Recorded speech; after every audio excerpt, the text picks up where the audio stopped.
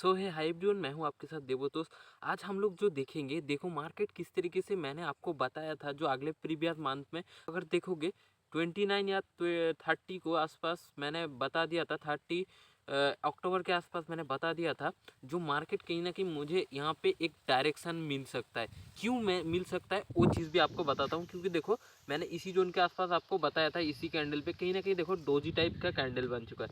या विल भी इसका लो टेस्ट करने आए या विल भी इसका हाई टेस्ट करने आए। लेकिन और एक चीज़ भी मैंने बताया था जो मेरे को ज़्यादा लगता है, जो मार्केट यहाँ से ऊपर की तरफ जा सकता है, मतलब कहीं ना कहीं ऊपर के जो हाई है, जो ऑल टाइम हाई यहाँ पे आसपास मार्केट पहुँच जाए।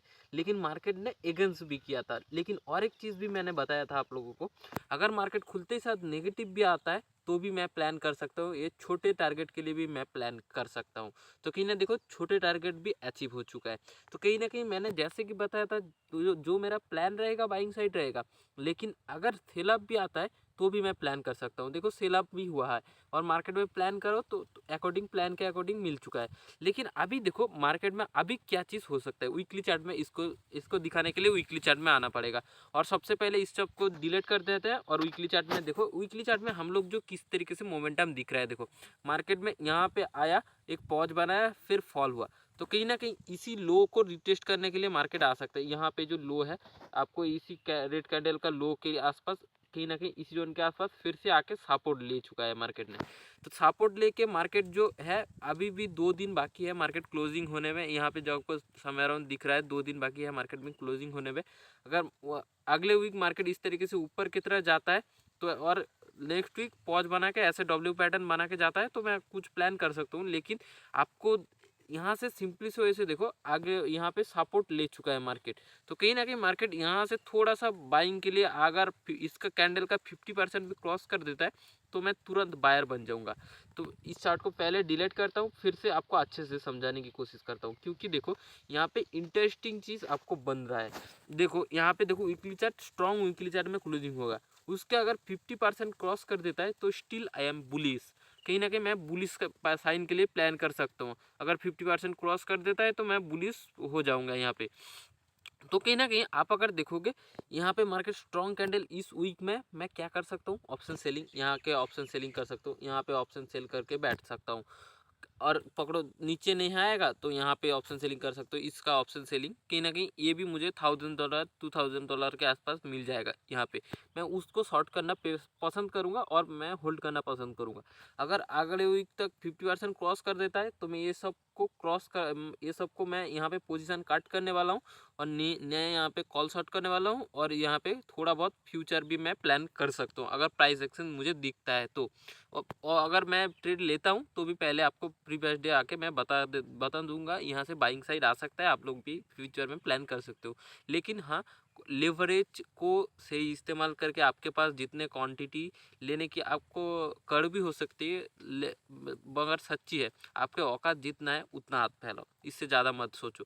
कहीं ना कहीं देखो ट्रेडिंग में अगर आगे बढ़ना है तो आपको औकात के हिसाब से सोचना पड़ेगा। क्योंकि देखो आपके अगर एक बार अपने बहुत बहुत तुक्के से आपने पैसा बना भी लिया, एक आपका जितने कैपिटल है उससे दुगना भी हो गया, तो कहीं ना कहीं अगर लॉस भी हो जाता है दुगने कैपिटल, पूरा कैपिटल वाइप आउट हो सकता है। तो इस वजह से आपके पास जितना कैपिटल है उसका 10 टाइम या 5 टाइम आप डिवाइड करो और एक एक ट्रेड में लगाते जाओ। अगर 5 ट्रेड में एक भी ट्रेड मिल जाता है रिस्क टू रिवर्ट आपको, अगर 1:2 3 4 5 अगर रिस्क टू रिवर्ट करके चलते हो तो भी आपको बचा लेगा वो। लेकिन कैपिटल को कभी भी 100% मार्केट में लाना मत, क्योंकि ये सब गलती मैंने भी कर चुके हैं। आप अगर बिगिनर स्टेज में हो मेरे बात नहीं मानोगे। अगर आपके पास कैपिटल जितना है पूरा अकाउंट खाली होने वाला है, एक बार दो बार अकाउंट खाली हो जाने के बाद आप समझ जाओगे जो मैं क्या बता रहा हूँ। अभी आपको अगर बिगिनर स्टेज में हो आप समझ में नहीं आएगा। तो इस वजह से मैंने स्टिल कहाँ पे बुलिश होगा वो भी मैं बता चुका हूँ। आप अगर डेल्टा एक्सचेंज का लिंक खोलना चाहते हो मैं नीचे डिस्क्रिप्शन बॉक्स पर लिंक दे दूंगा, आप जाके सिंपल से खुला लेना डिस्क्रिप्शन बॉक्स पे लिंक से।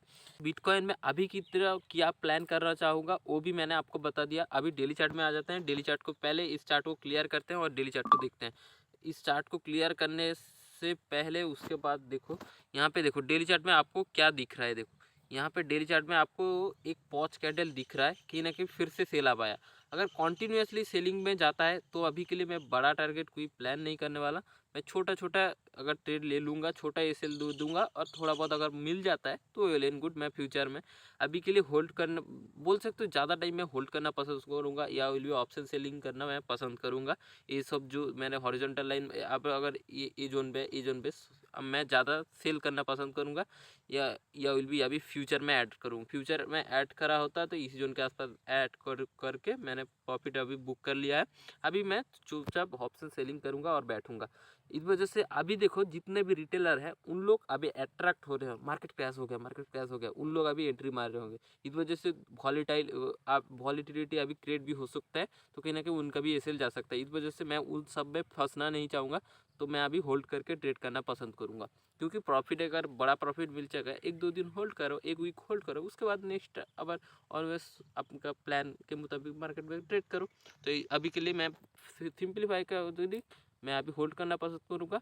और 1 आवर चार्ट में अभी अगर कुछ स्कैल्पिंग मिलता है तो मैं आपको बता देता हूँ, क्योंकि स्कैल्पिंग मैं ज़्यादातर छोटे मोटे स्कैल्पिंग करता हूँ, लेकिन इतना भी करता नहीं। उस दिन मैंने लाइव ट्रेडिंग करके आपको दिखाया था, जो मैंने स्कैल्पिंग में भी आपको डेमो ट्रेडिंग करके दिखाया था, जो स्कैल्पिंग में भी अच्छा प्रॉफिट बन सकता है अगर आपको इंटरेस्टिंग चीज़ लगता है। क्योंकि मैंने देखो स्कैल्पिंग ए जोन के आसपास भी मैंने एक किया था, मुझे जहाँ तक याद आ रहा है, और मार्केट में इसी जोन के आसपास मैंने टारगेट रखा था, क्योंकि कहीं ना कहीं मार्केट देखो जाके हिट करा है, तो थोड़ा बहुत मिल चुका है।